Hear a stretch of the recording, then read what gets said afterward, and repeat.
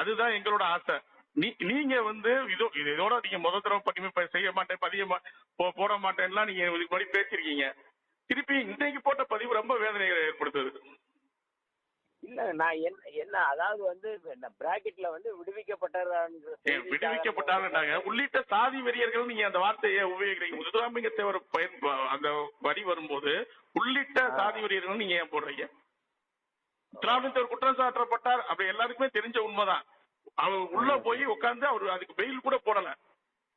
அவர் நிரபராதின்னு போட்டு சொன்ன பிறகுதான் விடுதலை வெளியே வராரு.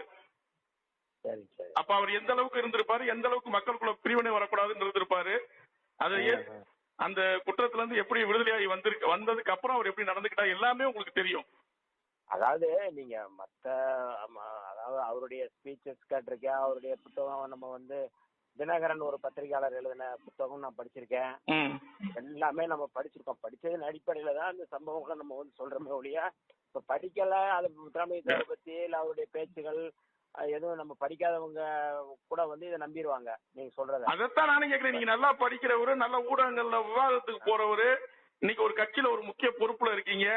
நீங்க எப்படி இப்போ பொறுப்பற்ற வார்த்தைகளை யூஸ் பண்ணும்போது இப்பெல்லாம் 2.5 வருஷமா அந்த ஒரு படத்துக்காண்டி போராடிக்கிட்டு இருக்கோம். ஏன்னா அவர் ஒரு தேசிய தலைவர்னு டைட்டில் வச்ச, ஏன் தேவர்னு டைட்டில் வைக்க தெரியாதா எங்களுக்கு? சொல்லுங்க. ஒரு தேவர்னு டைட்டில் வைக்க தெரியாதா?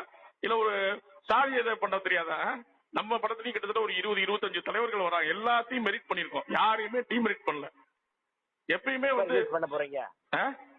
எப்ப ரிலீஸ்? நம்ம தேவர் ஜெயந்தி அக்டோபர் 30. சரி சரி, வாழ்த்துக்கள் வாழ்த்துக்கள். நான் பாக்குறேன். இனிமே இந்த பதிவை கொஞ்சம் நீக்கி விடுங்க. எனக்காண்டி நான் சொல்றேன், பதிவை நீக்கி விட்டுருங்க. ஏன்னா இனிமே பிரிவினை வேணாம். சரிங்க. உங்களையும் நாங்க சகோதரதான் நினைக்கிறோம்.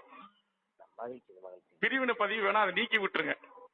நன்றிங்க நன்றிங்க. இப்ப நான் திருப்பி பார்ப்பேன், கொஞ்சம் அதை நீக்கி விட்டுருங்க. வேற மாதிரி பதிவு போடுங்க. சரிங்களா? சரி சரி.